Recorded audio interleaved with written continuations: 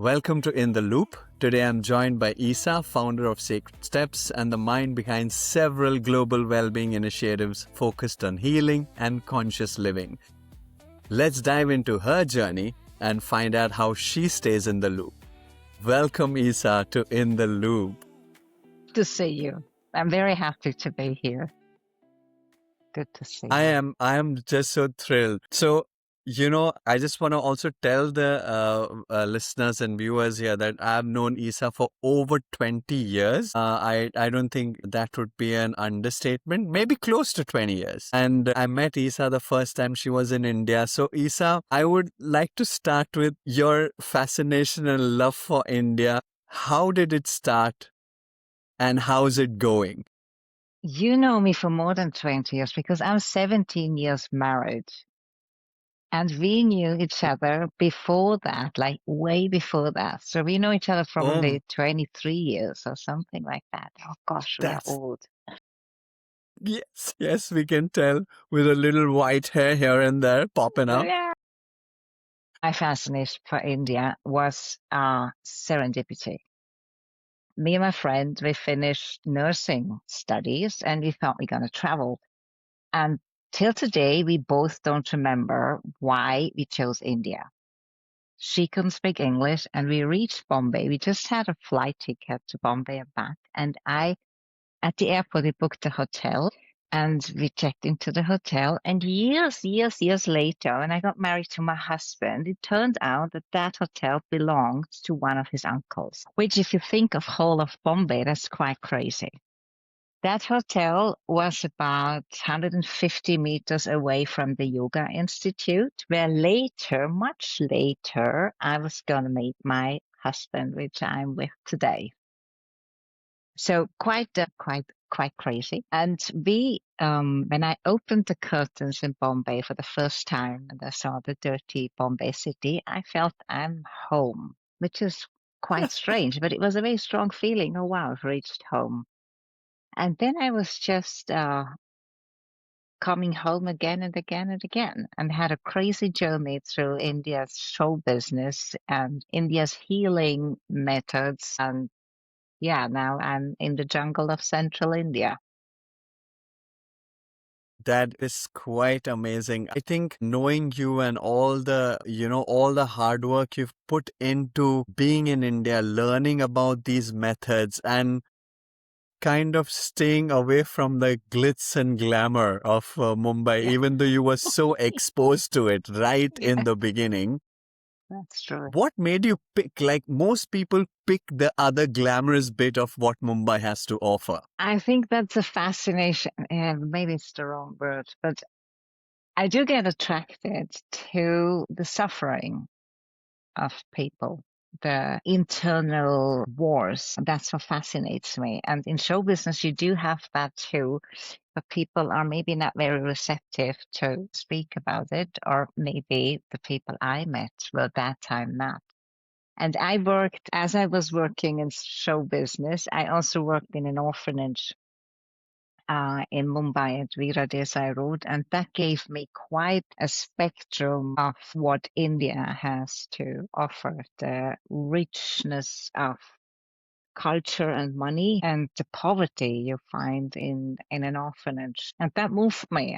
It took time for me to digest that gap between poverty and richness. So today, Isa, you are doing so many things. I've kind of like tried to wrap my head around it, but they're mostly all very, very focused on conscious living, on well-being, even the flame of the forest. It's, I've been there and of course it's one of the most beautiful places I've been, and just to bathe in that river every morning in the cold and then do yoga in your yoga shala. It's like unbelievable what you and Karan have built there. So how did, Flame of the Forest came about, and then how did you just keep building on that? Like, how was it to build Flame of the Forest, first of all, for you and Karan?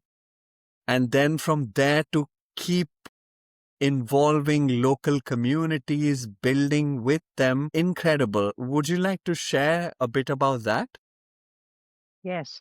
I know it's a lot, but Yeah, it's a lot. But I can start with building Flame of the Forest. You know, we were young, and there is a part that is maybe called ignorance or stupidity when you are young, when you just think you try and you don't think, what if it doesn't work? You just feel like, I'm gonna try. So that for sure helped us to move forward. And then we lost all our money because in 2008 was the crash of the stock market. So we were there on a barren piece of land in the middle of the forest, no electricity, no water, and no money.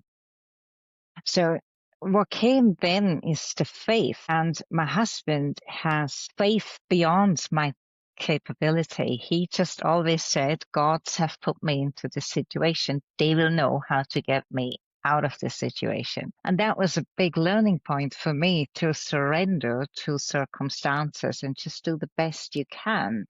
And that's enough.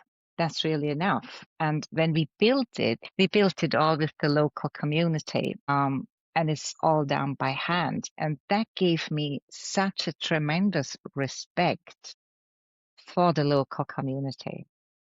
That time, most of the people who worked with me could not read or write. So in the general definition, they were illiterate, but they can build a house. They can grow their own food. They can sew their own Wow. clothes. They are just amazing. They are unbelievable. And that made a huge shift in my perception of what does it mean to gain knowledge and to live meaningful on the given place Isa, where you are. I am getting goosebumps as you say this. I don't think many people realize this, like how beautifully you've been able to convey what you just said. Wow.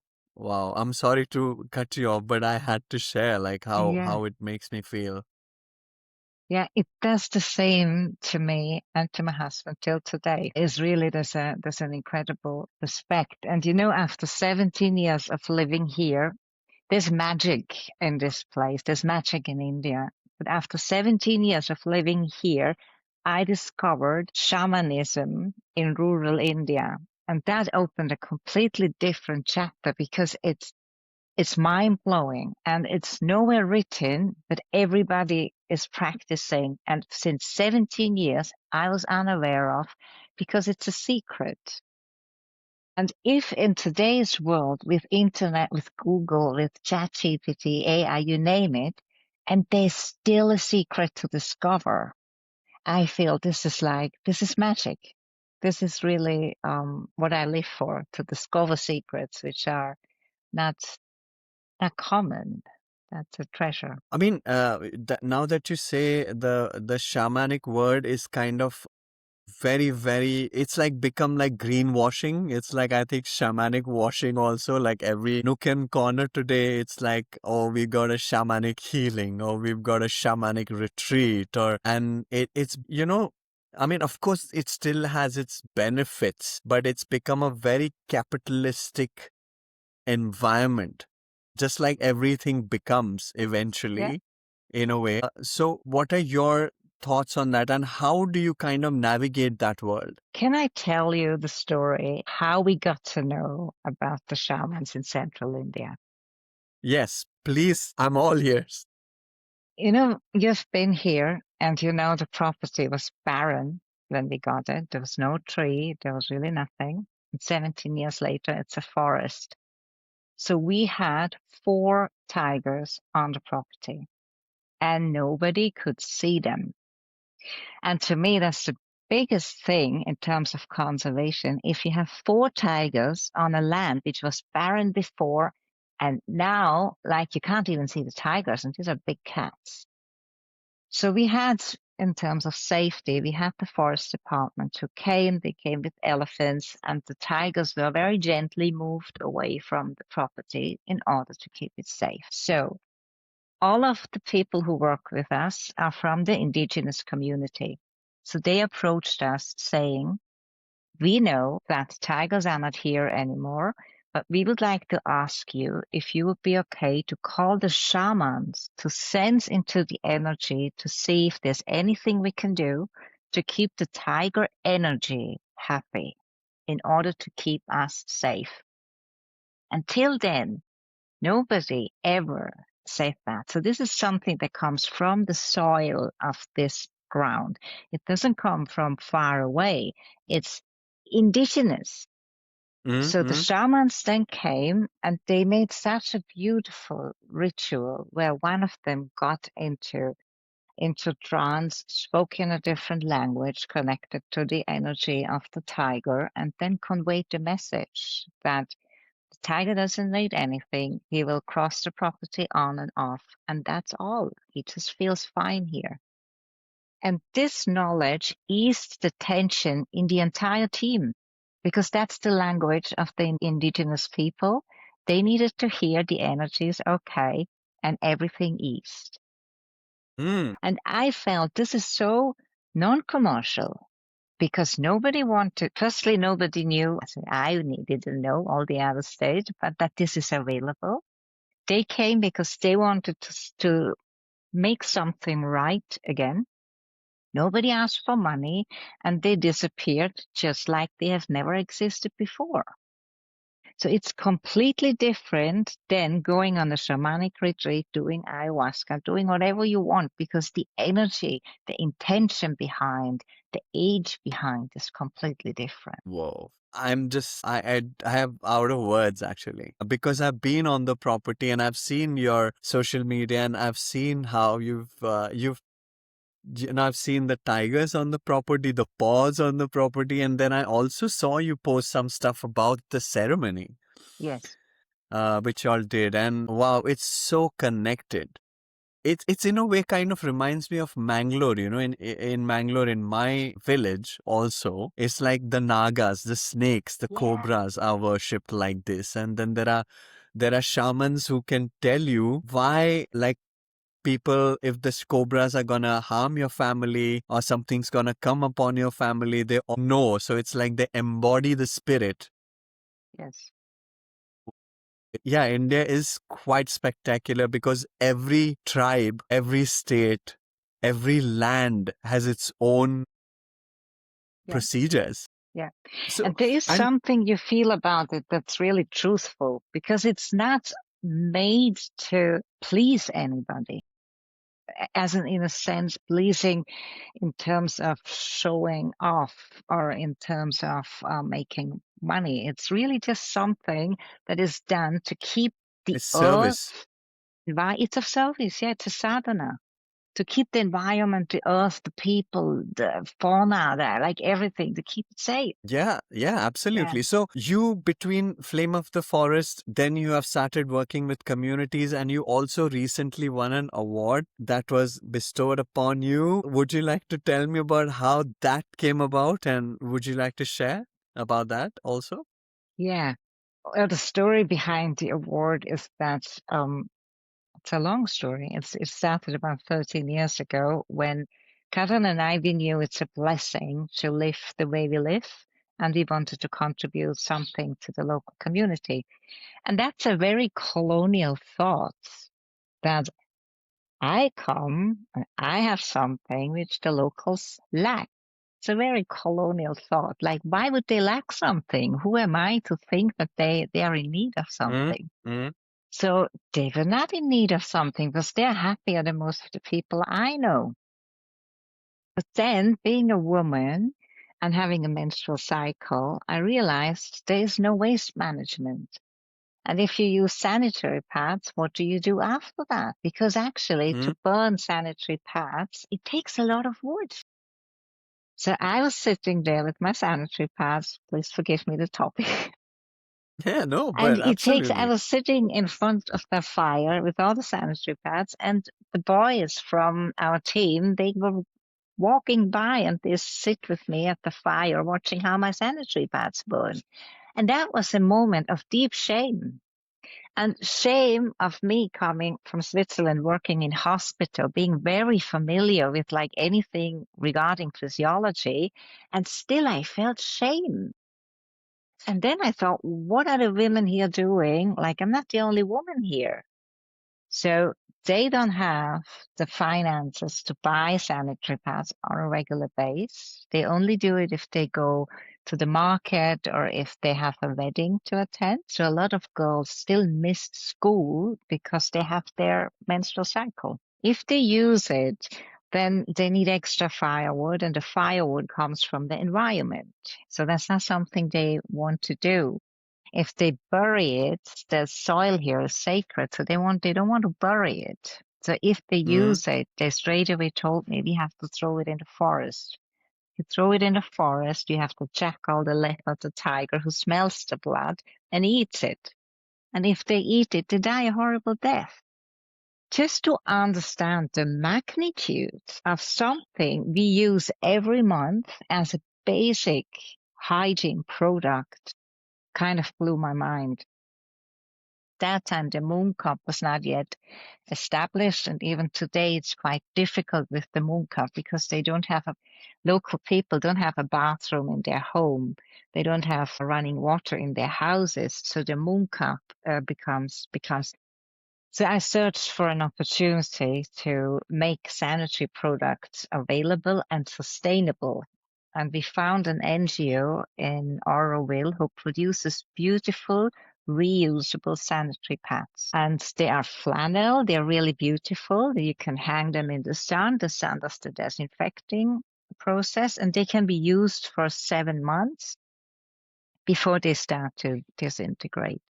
So I have a team of 12 women, local women, who cover about 40 villages around the national park and make those sanitary pads available. And in the beginning, I used to do that. I went from village to village to speak with them about the menstrual hygiene. And then they approached me and asked me, can they do it themselves? And that's much better, obviously, because they're from the community. And Mm. this runs now since about 13 years. And the award was given for that work. And to be honest, I received the award, but actually I'm just the middle woman because they do the work. And if you imagine, this is a taboo all over India, probably all over the world, but over here out in the forest for sure. And then to go from door to door and speak about that. Do you need a sanitary product? Do you need a hygiene product? And speak about it. This takes courage. This is not a small thing. This is a big thing these women are doing. And it has an effect And on, also, not everybody's open to it. yes, that's true. That's true. And it So, will what's this change. initiative called, Isa? It's called Hati. And Hati is the Hindi word for Hati. elephant. And the elephant is matriarchal. And I started this with my sister. We did a lot of production work to make the money rotate to make this happen because we are not an NGO. We are funding it ourselves as of now. And I always felt that the topic is like an elephant in the room. Nobody wants to talk about. So we might as well talk about it. And the elephant is matriarchal. So the strength, and it also resembles, the respect out here. The tiger and the elephant are equal in strength. So they don't attack each other. So it's a very wise, a very strong animal. And you have Lord Ganesh, of course, who is an elephant too. So it represents a lot. And yeah, that's how this came to Wow. life. Wow. Absolutely incredible. And then you've been studying Buddhism, Buddhist psychology. Buddhist psychology. Yes. Yeah. And that's been, how long has that been? It's ongoing. It's for life. Yes, partly it's for life, but the study was over 3 years. And, it's close to the yogic philosophy and the yogic lifestyle. And then to look at psychology through the lens of, not clinical, through the lens of something, it's not even spiritual, but a more humane, maybe. Like like Dhamma, kind of like the law of nature in a way. Well, I think the main difference of Buddhist psychology and Western psychology is that firstly, there's a strong understanding that each being is light. That means each being has a massive potential and capacity to firstly heal and to make the world a better place, irrespective of a temporary disease or not. That's the basic And nature of this is everything there is. This is based on Buddhist psychology. This is, this is the same belief you have probably a lot of religions and also in yoga. But in Buddhist psychology, you look at the person seeing the light. You don't see the disease. You see the potential that this person can come back to a state of great light, a state of great potential. And the other big difference is that the main is to disidentify with roles, because that's when everything becomes narrow with the identification. And if we can loosen identification, we actually become wider and wider and more open to love, to compassion, to freedom. Yeah. What would you say are important to, like, three things you would say, like, for everybody who can practice in their lives to kind of have this kind of understanding? As a self practice, I would like, my wish is that everybody learns to breathe, because through the breath, we can alter inner states and we can reach a state of clarity by just working with the breath. And if then an understanding comes of a bit more focus, a bit more clarity, then every person has the capacity to outshine everything. But it all starts with at least having that kind of focus and belief. Okay, I can actually do that. This is a birthright. It's not something extraordinary. It's a birthright. And you see this in nature. I've seen so many tigers. Every time a tiger steps out, the world stops, because the tiger just knows who he is. And most humans do not know. We question. We don't know. We are lost. And if we would know, just like the tiger knows who we are, then we would shine. We would really shine. Wow, that's beautiful. How do you manage to keep on top of all the things you are doing? Like there's Sabal wellness, there's metta well-being. Correct me if I'm wrong with something, but there are Flame of the Forest, and then you're traveling between India and Switzerland. How do you stay on top of things? Well, it goes in cycles. I do get lost at times and then you come back. And I think that's part of being human. And also, whenever you lose your path, you have the chance to be redirected and look at it from a different angle. I sometimes feels like, in the GPS in the car or on the phone, it reroutes you, but if you get lost. But the reroute is always a slightly different route than what you would have taken before, and that gives you the possibility to see something else. So I don't mind getting lost. And I think me and my husband, we are a good team. At Flame of the Forest, that's kind of his stream. So I'm less involved in the management, also because it's already 17 years old. And what I do in Switzerland with Meta Wellbeing, that's in the baby steps, and I'm learning as I'm going. But I do have a bigger vision, and I'm hoping, or I have faith that that will catch a Flower. bit of wind, yeah, and start to pick up momentum. And it's a fascination for the topic. Sorry. Sorry, what is the purpose of that?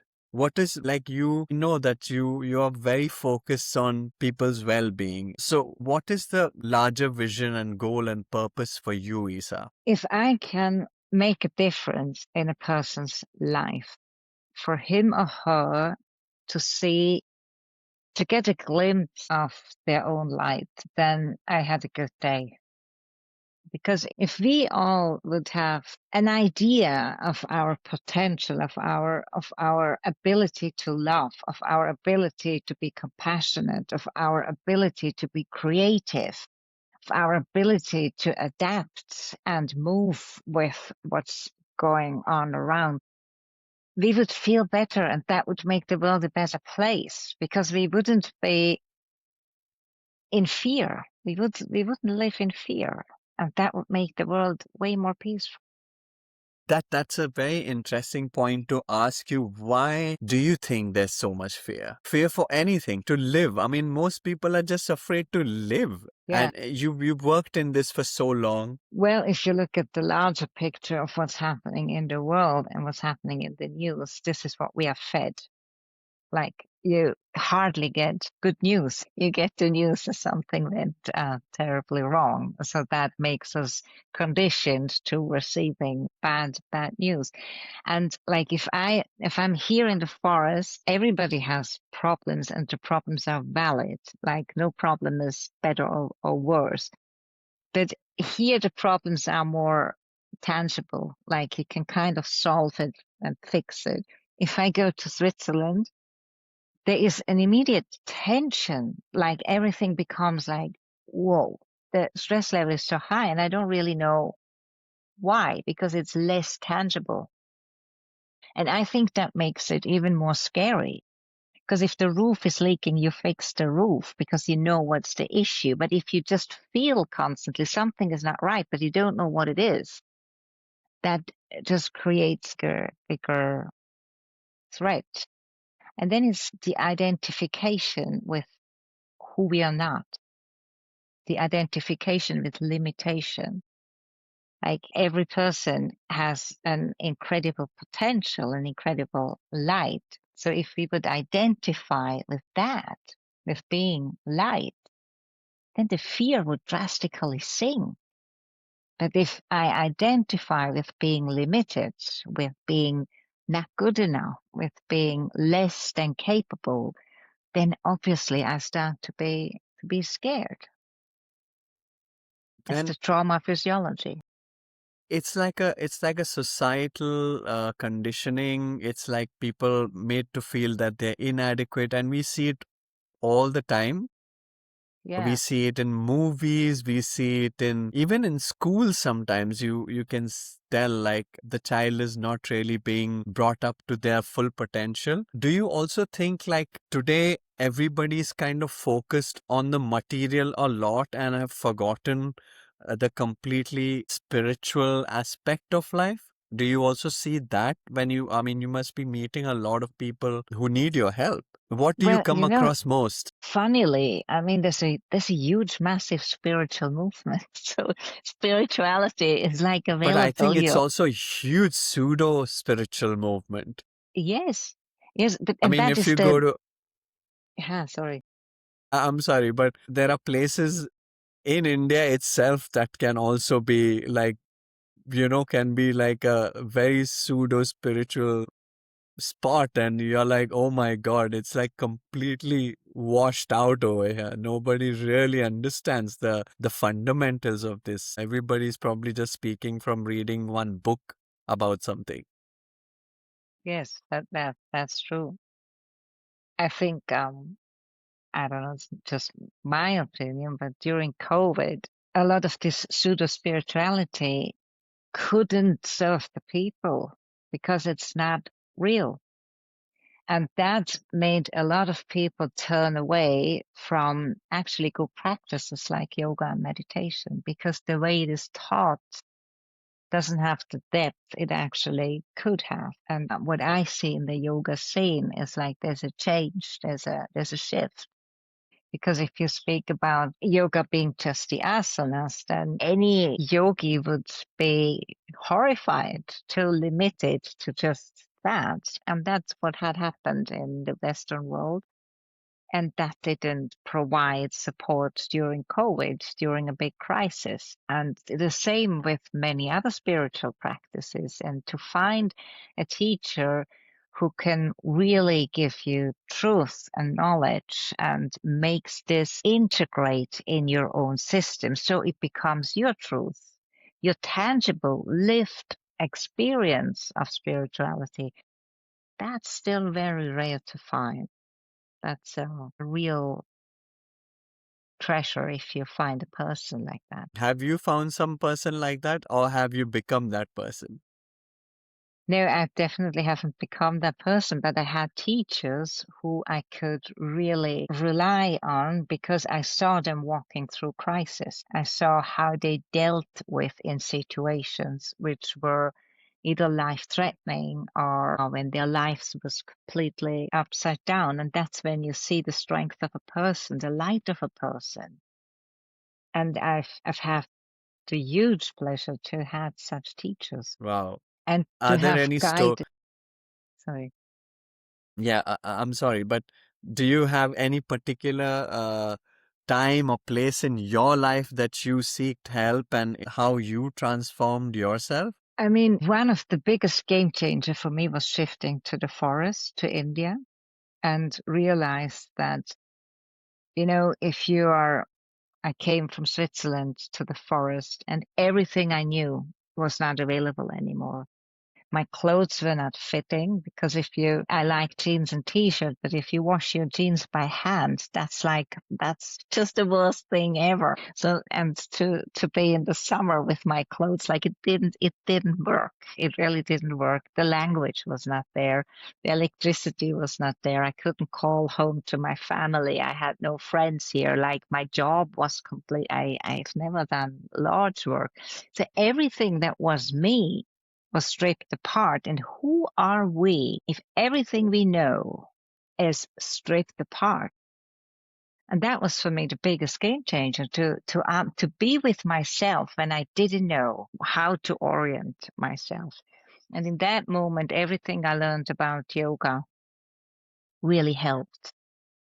And then I got into energetic medicine, and with that, I could work with myself as well. Like I had tools to be with myself. And through Buddhist psychology, I had to go myself into therapy.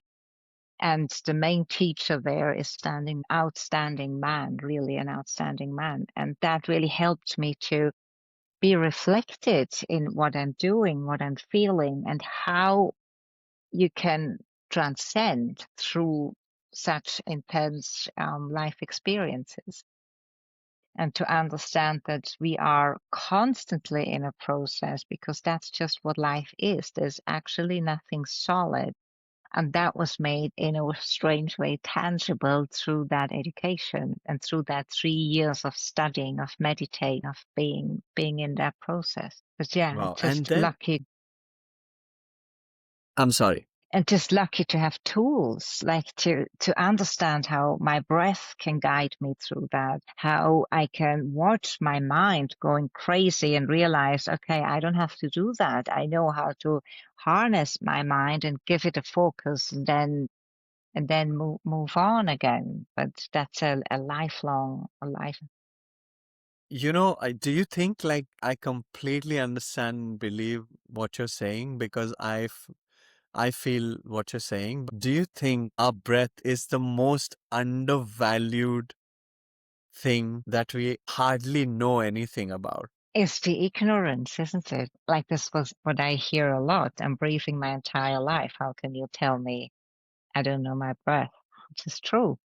And how can I tell anybody that there is a right and a wrong way to breathe? Because there's actually not, but it's understanding the physiology of the breath, like biomechanical, biochemical, and the whole psychophysiology behind it, which we can access just through breathing, which is crazy.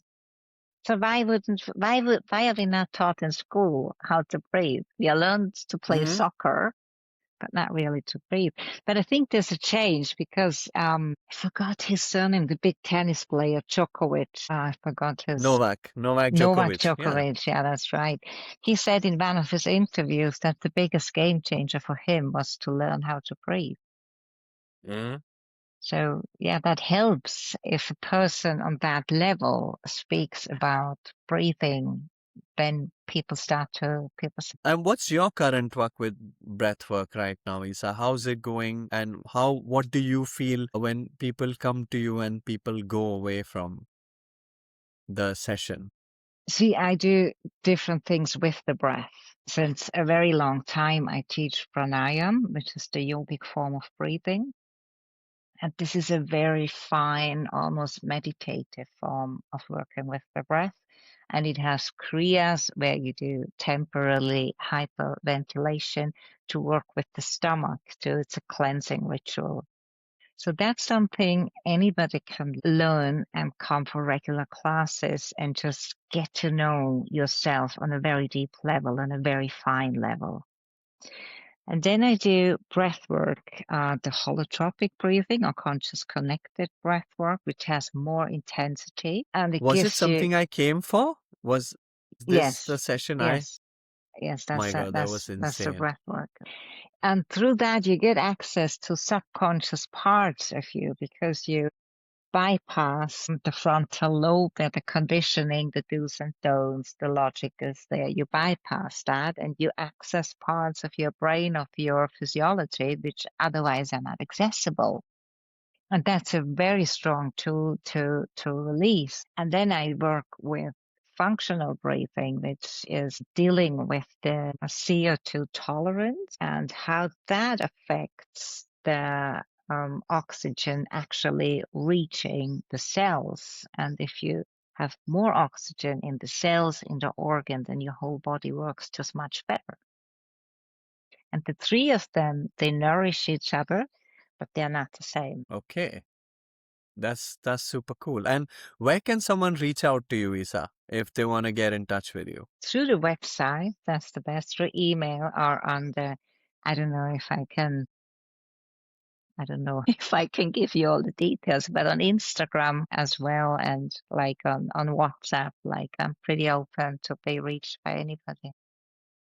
Okay. Okay. I'm gonna put some links so people can connect with you Yeah. when I put it out. What would be the simplest way somebody, like it's a layman, he's listened to this for the first time about breathing. Oh, what is breathing? And he gets curious. So what is the most basic thing someone can do to clear their head? Very gently prolong the exhale. And the inhale will come on its own, but focus on the exhale. The biggest myth is that if somebody tells you take a deep breath and we inhale, and actually that doesn't do anything, it just activates the sympathetic nervous system.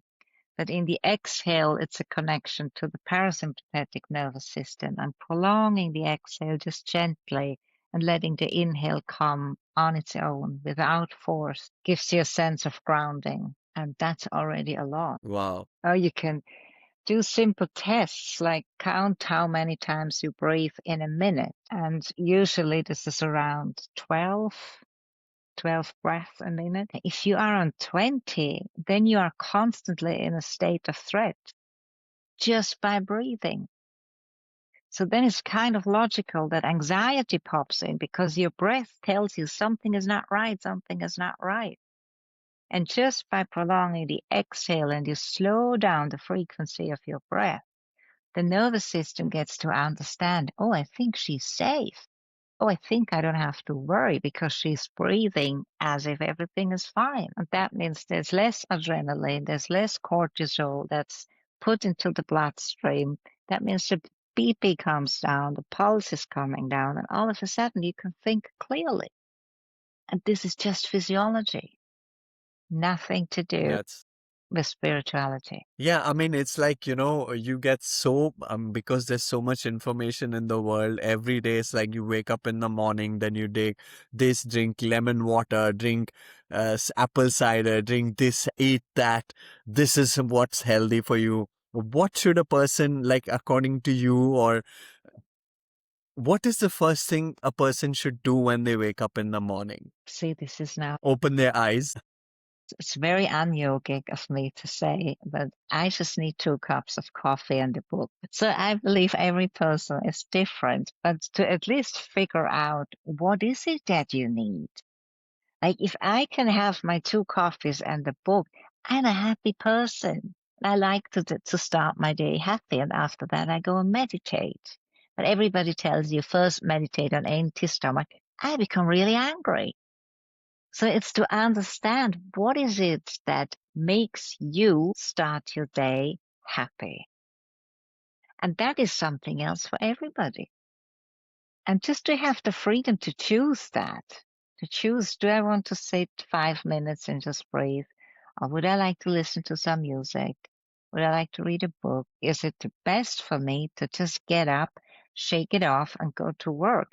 Every person's so different. That's so true. Yeah, there's no one single medicine because we are so unique, but yet so similar. It's so strange. Yeah, yeah, that's true. So now you're in, how does it work for you now? You're in Flame of the Forest now, then you go between Switzerland, Meta Wellbeing is it working when you're not around or you have to be there? Now, meta well-being is a shared therapy space. Just like you have shared working spaces, this is a shared therapy space. And I built this because when I did the first training of becoming a naturopath, it is a big thing to afford a nice therapy room without getting so tensed about the money coming and going. So in Meta Wellbeing, I have 5 quite beautiful therapy spaces which you can rent by the hour. So if you're a therapist and you're on the phone with your client, you can go online, check the availability, book the space, use the space, and after that you have no liability. So that gives therapists the freedom to at least start. And if the therapist is in a setting where he or she feels it's a nice place, I feel safe here, I feel good here, I don't have tension, then the therapy session for the client will enhance too. And this works totally if I am not there. The doors open with an app, somebody comes to clean it, Yeah. and people can book it. That's so cool. And so now, Isa, what's the next, like, for you, the next couple of years? What are you envisioning? What is your outlook towards life today, and where do you want to take it to a few years down? With technology, everything that's happening, the wars, the tech, how do you keep your sanity and how do you think of going forward? My aim is to reduce baggage and become more clear in my vision. So that if I put the direction in my GPS, I really know where I'm going and I really know how much luggage I'm carrying on that journey. And then it's just deepening my understanding to desolidify who I think I am and letting go on a very, very deep level, breath by breath, become more of service, be there for people in need. Because if you look around the world, it needs practices that let the stress go, let the trauma go, let people to remember who they are. And for that, I have to become a vessel that is less baggage, less clogged, less burdened. And But that's the doesn't that vision. affect you when, because that's also has its own impact, right? Kind of, it's like you got into the, uh, you get someone else's territory and that can also affect you negatively. So how do you ensure you don't get into that space? You mean if I have a one-to-one session Yeah, and that one-to-one person session or comes with a meeting lot of so many. trauma? Yeah. Yeah. Well, I don't believe in like, if I believe that I'm constantly transforming, constantly changing. Everything is a process, right? There's no solidity. So if I'm not perceive myself as solid, then nothing can hang on to me. Because if I'm not solid, he or she is not solid. How should it affect me? Right? That's the one thing. And then there's something about having a clear practice, like a set of how do you start the practice, how you in it, and how do you end it. So before I open my laptop to meet somebody online, I clear my own space. So I kind of become empty. So I don't meet the person with my own baggage. And after that, I do the same again. And that is like, it's kind of a ritual. Like I type in everything in my computer. So I know when I meet that person next time where I stood. And then I make an energetic ritual so that I get rid of the baggage again and I become again that empty vessel to meet the next one. And then it's the Wow, practice, my own breath work, my own meditation, going to therapy myself, going onto the mat every day, spending time with nature, with people I love, so that I feel nourished. wow. Wow, Yeah, that's so, so important to nourish yourself. yeah, Absolutely yeah. great. Isa, what would your advice be to the youngsters today who are struggling with so much? I mean, times are different 20 years ago and today it's a complete distraction house for every youngster. Phones, internet, technology, knowledge. How would you say, give some advice to someone, you know, 20 Well, years old today? my wish would be that a 20-year-old person has the courage to believe in his or her vision. And for that, you need a certain focus. So learn to breathe. If you learn to breathe, a lot of things will just fall in place, and you can do it anywhere, in the plane, in the bus, in the car, in a meeting, on the phone. Nobody will anywhere. Nobody will realize what you do, but you actually harness a superpower, and that will help any person to see the vision, to have the guts to have a vision, and then step on that path of manifesting what you believe in. That I wish for everybody. There's a Swiss artist, de Gölle is his name, and he has a song in Swiss German, is Ich hätte noch viel blöder da. I would have done much more crazy things if I would have known that I don't have the time forever. So just be crazy, be a little more crazy, and yeah, I mean, you are definitely embodied that in your life, in your work. You've gone out of the way to make sure that you are living the crazy, but it's been so much hard work. People always yeah, forget that. yeah, that's true. That's true, but there's crazy in every moment, and that makes the hard work easier. And you know that too. I mean, you have come a long way too. We both have, and to look back and realize, oh wow, we have been 20-year-olds crazy people, and we are still crazy. Yeah, I mean, I always, it's so amazing that I really went for my Vipassana because of you and because of how you shared your experience in the center. And I was like, oh man, I gotta go and feel what Isa is talking about. So thank you for that. Yeah, I It, forgot. it, it was It was amazing. life-changing, Yeah, yes, game-changing. it is. It's a game changer. It's like nothing. It's like for the first time in my life, I really felt like I did something for myself. It was not a holiday. It was not buying something. It was not getting something for somebody. It was really, truly just for you. And it involved no money. Yeah, yeah, It was insane. uh, crazy. But yeah, thank you, Isa. There was such a good chat. Thank you. Thank you for getting me here. It was really, really good to connect. Yeah, and you know what? I mean, I know like this show is all about how one stays in the loop of life. And thank you for sharing your wisdom. Thank you for sharing about how breathing is one of the most simplest ways to stay in the loop of life. And thank you for sharing it with us today, Thank with you. me and with everyone here who will be watching this. Cool. Okay. Isa, thank you for sharing your journey and the vision behind your work. And to everyone listening, if this conversation sparked something for you, share it with someone who might need it. Until next time, stay curious, stay conscious, and stay in the loop. That's me, Kirti, saying bye-bye.